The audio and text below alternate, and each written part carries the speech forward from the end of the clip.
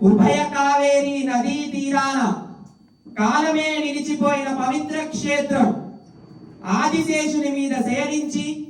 లోకాన్ని అనుగ్రహించడానికి నిలిచిన వాడు, శరణాగత వత్సలుడు,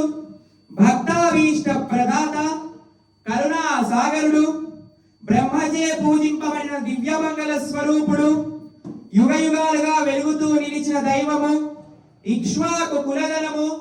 సాక్షాత్తు శ్రీరామచంద్రుడు ఆరాధించిన దివ్యమంగళ మూర్తి, సౌశీల్య వాత్సల్య మార్ధవ ఆర్జవ సౌహార్ద సామ్య కారుణ్య మాధుర్య గాంభీర్య ఔదార్య చాతుర్య స్థైర్య ధైర్య శౌర్య పరాక్రమ సత్యకామ సత్య సంకల్ప స్వాభిమత నిత్య నిరవధ్యానురూప స్వరూప రూప గుణ విభవ ఐశ్వర్య శిలాధన వదికాతిశయ అసంఖ్యేయ కళ్యాణ గుణ గణ శ్రీవల్లభ శ్రీరంగ విభో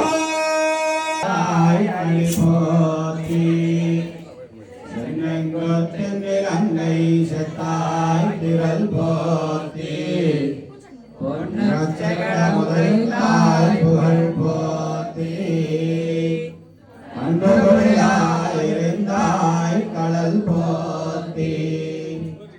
ஒன்று குடையாய் எடுத்தாய் குணம் போத்தி